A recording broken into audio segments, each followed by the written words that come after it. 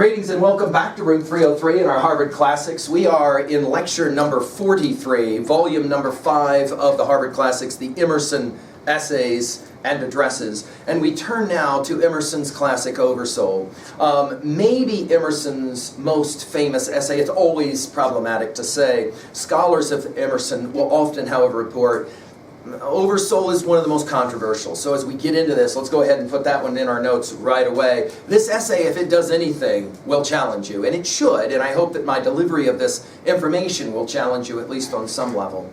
If you haven't been following, I definitely recommend that you go to learnstrong.net, go down that left-hand side, find the Harvard Classics folder, and for sure watch my lecture 35, which is my introductory lecture to Emerson. I've already given lectures on the other two really important Emerson essays, along with a few others as well. I mean, they're all important, but I've talked already about the American Scholar and the Divinity School Address. Both of those, as we said, very, very important. We'll talk about, at the end of this lecture, how Emerson's philosophy, as expressed in Oversoul, had a prodigious influence on this thing called American education, through especially the two great American educators in William James and John Dewey. When you take into consideration those two thinkers, they fundamentally set the pattern of this thing that you call American education, which is why if you go on foreign exchange or rotary exchange and you go to like Germany or Sweden or Brazil or Japan and you go into a high school and sit down, one of the first things you're going to notice is the difference in pedagogy, the approach to teaching, the approach to delivery of information, and the fundamental philosophic orientations of educational psychology. All of that is going to derive, especially from this guy named John Dewey, who was a huge fan of Emerson and especially this essay. So we'll have a lot to say about that. Now, just to remind, we're studying Emerson in our series of lectures for the Harvard Classics. We are studying Emerson from three perspectives. Emerson as teacher and person, Emerson as philosopher, idealist, transcendentalist. This one will be huge for us in this essay. Again, as we've said, although Emerson himself didn't like that term transcendentalism, he liked the term more idealism better. In our Plato study, we understand that term. And then finally, we will look at Emerson as artist, as creator, especially that to-be information, not what he says, but how he says it. Emerson is the great American craftsman of prose, and even the continentalists recognized in Emerson. They didn't grow up reading, obviously, English, many of them, but German and French and Spanish. They even recognized in Emerson his importance in his delivery, his ability to write. So we want to pay attention to that. Now, just to remind, we're engaged in learning theory where we attempt to try to connect new information to old information. With that in mind, I want to say it, that we are headed towards this idea then of multiple levels of reading. Level 1, what does the text say? We're summarizing. Level 2, what does the text mean? Here we break that up into 2A, themes, messages, 2B, the rhetoric we mentioned. And then finally, level 3, how do I relate to a text like this? 3A, how do I relate to other texts that I know, and as well the world? And then finally, and most importantly, how do I relate it to myself? If Emerson does anything for us, and I think that he will, he challenges us to have some kind of a response to the ideas that he will present, especially in Oversoul. Certainly in the history of thought, Emerson has had a huge influence. Now, some background information quickly. Published in 1841, again, as we've said, 20 years before the beginning of the American Civil War. That places the thinking and the thought of Emerson in an important context, historically speaking. This is in many ways, this essay, Oversoul, is in many ways Emerson's response to Plato's Phaedo, that great argument for the soul. You'll remember I lectured Harvard Classics number 7 there for you, if you want to take a look at that one. He will return to the ideas presented by Brown's Religio Medici, as I've lectured them already in the Harvard Classics number 12. You'll maybe remember from that lecture, and this is going to be significant to our study here, that in the Christian tradition, theologically, there has always been this tension between what is often referred to by theologians as the two-God theory. What do you mean two gods? I thought Christianity preached a Trinitarian view of one God. No, here we're talking about two different perspectives or views on God. The word picture, God loves, is one that most students recognize and understand. Even if they don't believe in God, they still understand the word picture, the idea of a loving father, for example, or a mother or whatever that hugs and takes care of us. That is God loves. That's a word picture anyone can resonate with, even though maybe not believing. But what about the other view? God is love. That, of course, is also a theological absolute in Christian theology. And yet, what's the word picture for that? Like, if I asked you right now to kind of draw a word picture for God is love, what would that even look like for you? Well, that's a different, entirely different kind of question. And as we talked about in our lecture 12, there's always been a tension there. Now, for Emerson, let's just say it out loud, he's going to be very, very interested in that second question of God is love. What we will refer to as a transpersonal view of deity versus a personal view of deity, or an anthropomorphic view of deity. God loves. But most importantly, we have to review our Plato. Because Emerson is a huge lover of Socrates, that individual, again, that sits at the center of the mall, asks the two young men walking, the one carrying the Abercrombie bag, why Abercrombie? And the one young man carrying the bag leaves. The other man, as referenced in our story, is the young Plato, asking, why did you do that? And again, Socrates says, I don't care what you wear. I'm more interested in why you wear what you wear.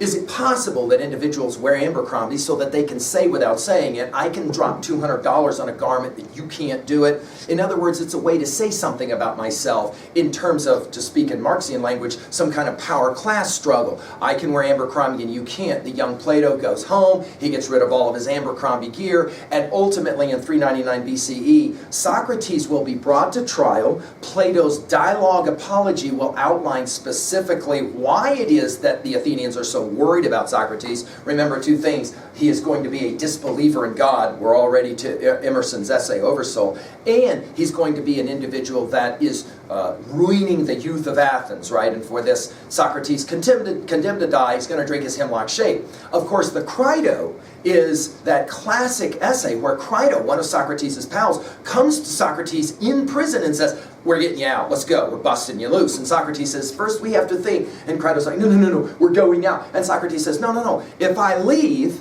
then I've broken the law. Because the law of Athens says I have to die.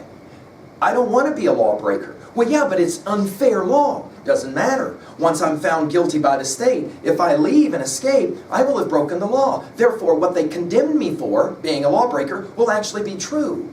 I have to stay here and die. Crito's like, fine. The final famous dialogue is that one I just mentioned, Phaedo, where Socrates and his pals are all sitting in a prison cell, and there on the table is the cup of poison, the hemlock. He will drink this in a moment. He's giddy, Socrates. He's happy. He's like, I can hardly wait. He's the old man ready to leave. His pals, his students are all like, whoa, what are you so happy about? They're crying, they're upset. And Socrates is like, have you learned nothing from what I've said? I believe in this thing called soul. This is a joke, this thing called my drinking of this hemlock, because they cannot kill me. They can only kill this body thing. And the students say, soul? Remind us again about soul. The Phaedo is the classic argument for the existence of soul. Now, all of that, of course, is at the end of Socrates' life. Plato will give us his most influential ideas, philosophically speaking, in that classic Republic. And you'll remember in Republic that we have the question of justice, that Thrasymachon assault, might makes right, and then the response by Socrates in that classic series of books in Republic from Book 2, especially through Book 7. You'll remember that in Book 6, we come to that famous theory of the forms. You'll maybe remember that idea, right? And we've used often two boxes, you'll recall, to identify this one, just as a review. Let's make sure we know kind of where we are. Above the first box, we're going to put the word images. Above the second box, we're going to put the word forms or concepts. Or for us, the important one with Emerson is ideas. Remember that, right? Now, I know I've gone through this already in an earlier Harvard's Classic lecture, but I want to make sure, because if you don't understand this information, much of what Emerson is going to say is convoluted, questionable, difficult to understand. Let's just remember, Socrates has a dualistic view of the world that posits you can have a beautiful body, right? Let's remember that one. And yet, about that body, as we've always said, and somewhat tragically to our Victoria's Secret models and our swimsuit models of all kinds, it's tragic to realize that no matter how stunningly beautiful you are, everything sags and bags. And sooner or later, you're going to show up at poolside and people will pay you money to keep your robe on instead of take it off. Whoa, honey, that was a long time ago when people wanted to see you in your flesh. Now, not so much. That's the nature of this world. Remember, everything in the first box related to the five senses. And we know what happens to the beautiful body. And yet, there will remain this concept of beauty. right? Which is, again, problematic. Or, to go back to the earlier lecture that I gave, and again, if you want to follow this lecture on Learn Strong, in the AP folder, scroll down and find the lectures on Plato, and it's all there for Republic. My student, for example, demanded that I do this with God. And I said, God is a table? No, no, no. I want you to be able to do this for God with me. And again, the observation was made, well, then tell me what this is. And he said, everyone knows that's a number 2. And I asked him, seriously, is it? Because it really, I mean, that could be 2. Yes? This is nothing more than a symbol for a thing we call number. Where is number? Dude, where is 2? Or, for example, the exchange of fluids is not this thing we call love. Or a group of heroin addicts that I was speaking with many, many years ago, talking to them about this whole thing of drug addiction, and I made the observation, it isn't drugs we want. It isn't. We don't care about drugs. In fact, any addict will tell you that they loathe the whole notion of drinking and alcohol. They hate it. But what they want is, of course, this thing we call freedom, right? Now, again, we go on with this project. This idea is central to understanding Emersonian views, especially in Oversoul. And the obvious question is, well, this stuff is all what we would call physical, right? But this stuff is what we would call metaphysical. That is to say, beyond the physical. Yes? And another understanding of that word meta is transphysical. And so Emerson and his pals are often referred to, along obviously with Plato, as transcendentalists. A great German philosopher named Immanuel Kant in many ways kind of made this term transcendentalism famous. Now, of course, we're left with one challenge, and that is, what about the human body? That is to say, here, I'm obviously going to put it there.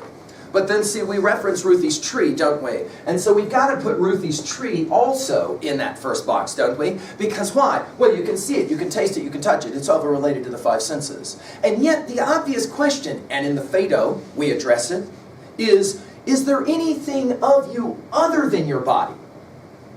Well, there is this thing that we will call mind, sometimes referred to as spirit, sometimes referred to as soul, sometimes referred to as simply energy, sometimes referred to as consciousness. These are all interchangeable words, and yet one thing that makes all of these words unique is that they are metaphysical, right? I can cut open your brain. I will find your brain, but where will I find your mind? Oh, so I don't have a mind. Oh no, I definitely have a mind. In fact, let's go ahead and say it now because this is huge for Emerson. I have to have a mind to argue I don't have a mind. So for example, a complete materialist will say there is no mind, there is only the brain working. A guy like Stephen Pinker will make this argument. There's only the brain working. That's what mind is. Well, yeah, but what does that mean, working? Like, what makes it work? And why does it work? And what are we going to say about this thing called energy, which they taught you in middle school, is that which can be what? Neither created nor destroyed. So it doesn't exist. Oh no, it definitely exists. What do you mean it exists if you can't create it or destroy it? This idea will be for Emerson the starting point for one more question, and that is the question of God. Okay? Now, I've had students that will say, I'm fine with everything you're working with, but I don't believe in this thing called God, and therefore I'm not interested in the lecture anymore. Emerson says, wait. There is this thing called religion, okay? And we will definitely put that in that first box, no question. What is often referred to as smells and bells. The stuff that is involved in religion, right? The practices, the things people do. But Emerson is going to argue that there's this other thing, the spiritual. And in the same way that you can't say, give me 3 pounds of love. I want 5 ounces of beauty. These are metaphysical concepts. It's not that they don't exist. It's that they're not physical. They're metaphysical. We have the same argument in regards to the practice of the religion, that is to say, spirituality. So as we look at a word like love, okay, there will be an understanding that we're working with the second box here. Now, this idea, of course, is going to be made ever present in a famous word picture of Republic 7, you'll remember it, where a bunch of cave dwellers are sitting there looking at shadows on a wall. From the outside comes the liberator teacher, who is going to come in, take one of the youngest, drag that individual out, kicking and screaming by the hair, some translations, right, into the light of the sun. That's huge for our reading of Oversoul, light. Okay?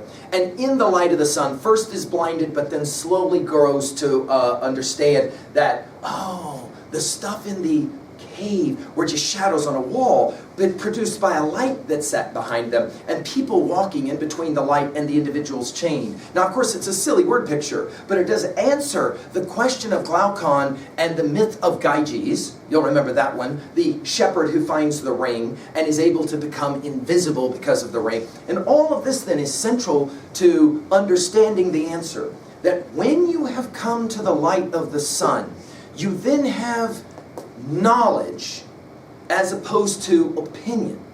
Okay?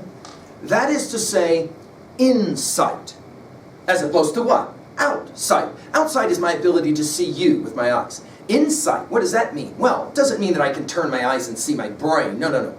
Insight means perspicacity, understanding, becoming aware. Now, for Plato, remember, his ideal leader is the individuals who have been educated to care more about this stuff in the second box. Why? Because 5 seconds before you flatline, you won't be caring about any of the stuff in this box. I mean, think about money versus value, right? Okay, you can have all the millions and billions of dollars you want. 5 seconds before you flatline, you won't be thinking about money. What will you be thinking about? Well, I don't know. What does Scrooge think about? He's got billions.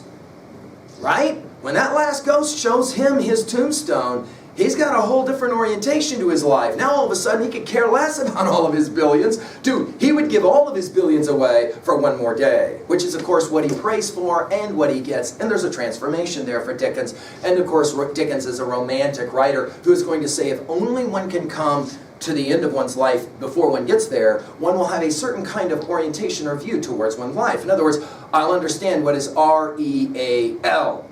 Not shadows on a wall, but what's true, what's real. Now for Emerson in Oversoul, and this is where a lot of the confusion begins for readers who don't understand the stuff that I just shared.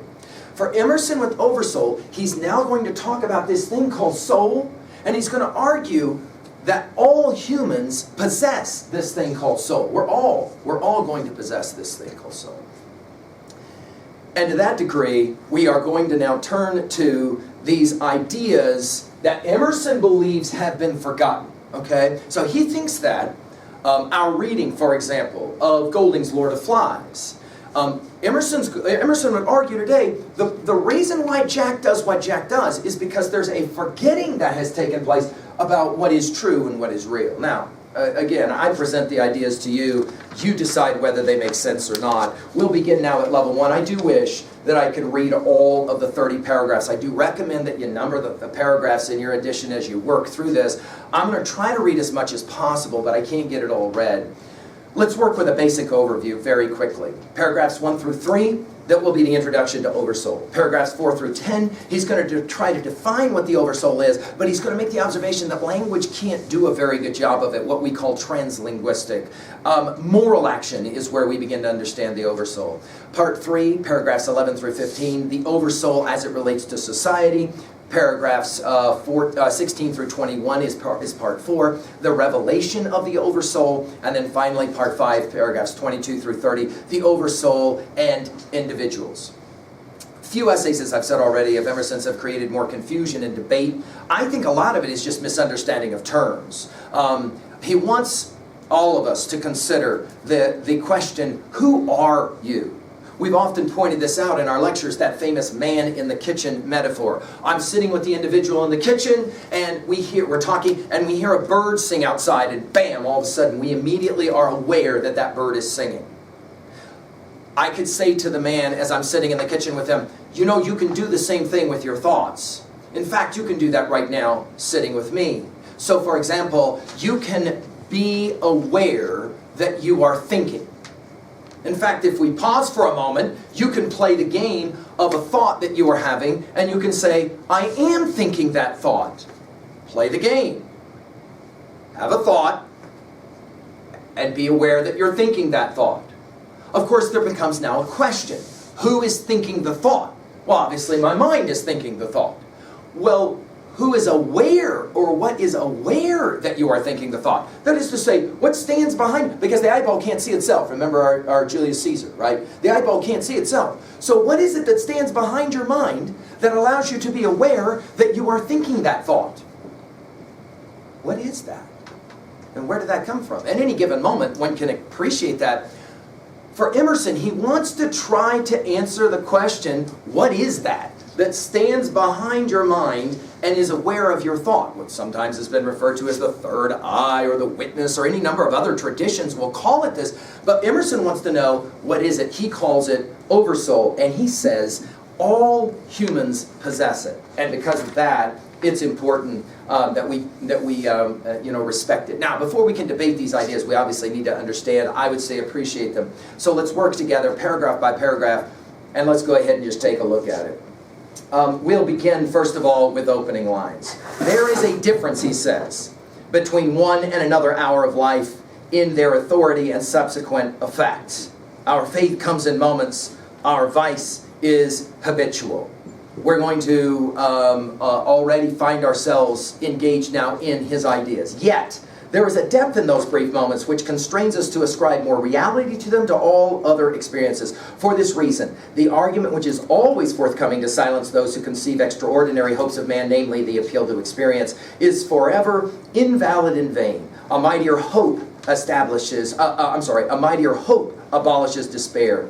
We give up the past to the objector, and yet we hope. We must explain this hope. We grant that human life is mean, that is to say, nasty. But how did we find out that it was mean, nasty? What is the ground of this uneasiness of ours, of this old discontent? Now, of course, this is the theodicy question of our Milton lecture. In other words, bad stuff happens in the world. Why does bad stuff happen? Emerson right away asks this question,